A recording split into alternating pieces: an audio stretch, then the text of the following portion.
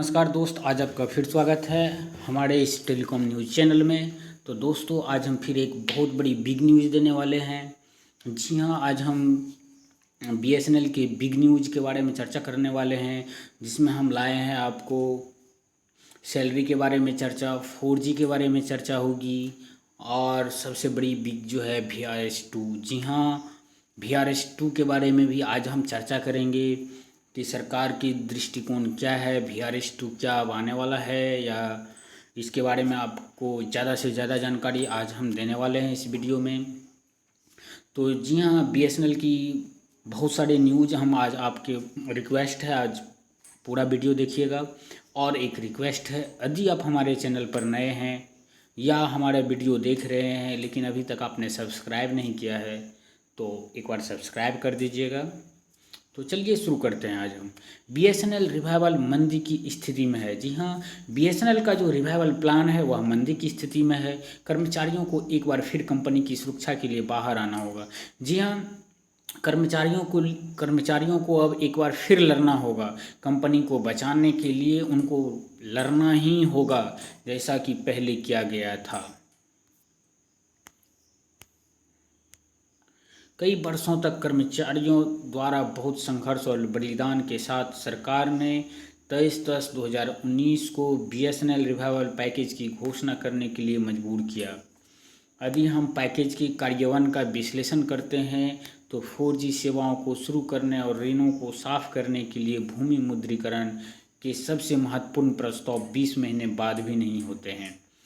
जी हाँ, यदि हम बीएसएनएल की रिवाइवल प्लान की बात करें तो इसमें 4G की सेवा थी, ऋणों को साफ करने के लिए भूमि मुद्रीकरण थी, जो सबसे बहुत महत्वपूर्ण प्रस्ताव था। लेकिन यह बहुत पीछे चला गया है। जी हाँ, ये प्रस्ताव अब बहुत पीछे चला गया है। बीएसएनएल प्रबंधन और सरकार ने कर्मचारियों के लिए VRS को पहले एजेंडे के रूप में लिया। जी हाँ, इसको बहुत पीछे धकेल कर VRS को पहले एजेंडे पर लिया और इस समय पूरा किया और इसे समय पर पूरा किया। उसके बाद 4G लॉन्चिंग पर बीएसएनएल प्रबंधन की ओर से ऐसा उत्साह नहीं देखा जा रहा है।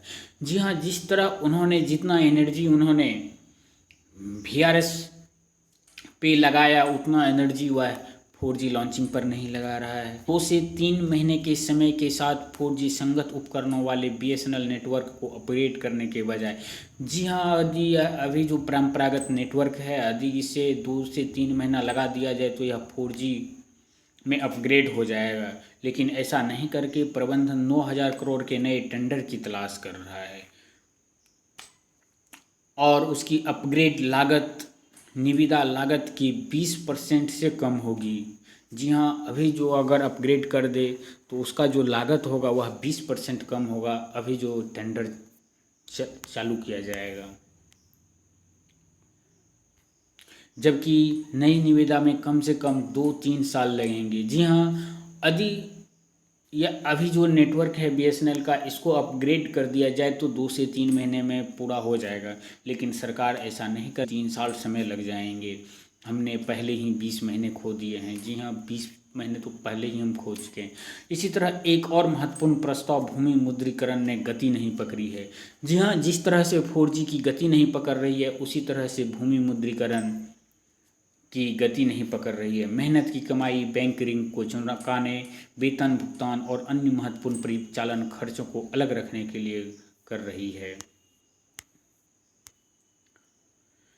पुनरुद्धार के निहित स्वार्थ के बीच बीएसएनएल के भविष्य के बारे में कोई चिंता नहीं होने के बीच कर्मचारियों का ध्यान हटाने के लिए एक बार फिर से दूसरे VRS के बारे में दुर्भावनापूर्ण प्रचार शुरू कर दिया है। जी हाँ, बीएसएनएल के बारे में कोई चिंता नहीं कर रहा है, बीएसएनएल रहेगा या नहीं रहेगा, लेकिन कर्मचारियों का जो है ध्यान हटाने के लिए एक बार फिर से वह VRS को एक दुर्भावनापूर्ण प्रचार शुरू कर दिया है। ऐसा कोई प्रस्ताव बिल्कुल नहीं है। जी हाँ, ऐसा कोई प्रस्ताव बिल्कुल नहीं है। VRS2 का अभी फ़िलहाल कोई प्रस्ताव नहीं है। यदि दूसरा VRS किसी भी समय आ रहा है तो यह बीएसएनएल को बंद करने के लिए होगा। जी हाँ, यदि दूसरा VRS आ रहा है तो यह बीएसएनएल को बंद कर दिया जाएगा। इसके बाद पुनरुद्धार के लिए नहीं, जी हाँ, इसका रिवाइवल के लिए नहीं।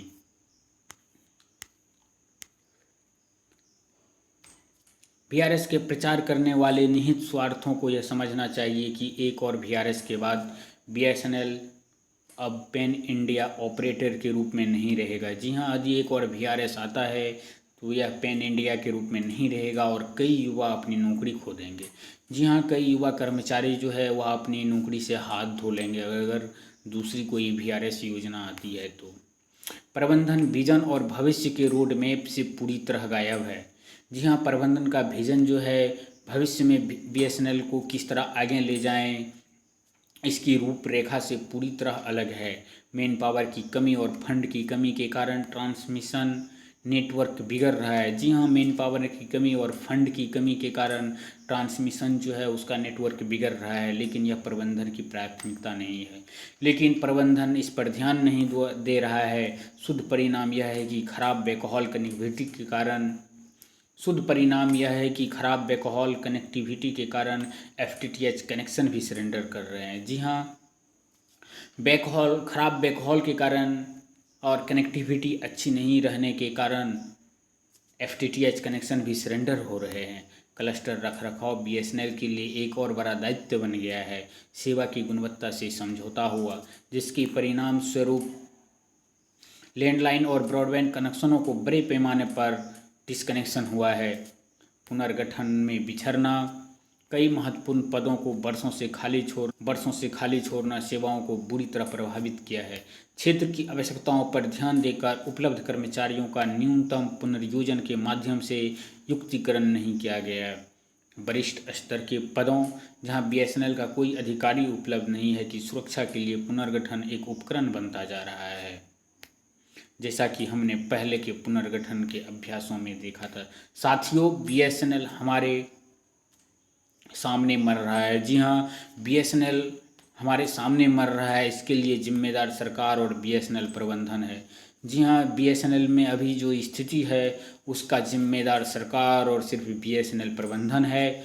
हम भी उतने ही जिम्मेदार होंगे। जी हाँ, यदि हम भी अब जो है इतना ही जिम्मेदार होंगे जब हम इस महत्वपूर्ण घड़ी में मूक दर्शक बने रहे।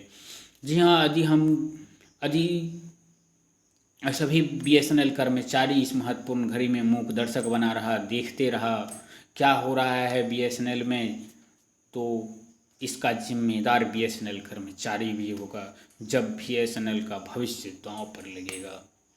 तो दोस्तों, ये एक अच्छी न्यूज़ थी। आप लोग आगे आइए और बीएसएनएल भविष्य के लिए लड़िए और इसे बचाइए, क्योंकि ये आपका फ्यूचर है, ये आपका ज़िंदगी है और ये ही आपका सब कुछ है। तो दोस्तों, इसी के लिए आप लड़िए और डटे रहिए। तो इसी के साथ हम आप लोगों को दोस्त नमस्कार कहना चाहता हूँ। धन्यवाद। यहाँ तक वीडियो देखने के लिए फिर से एक बार धन्यवाद।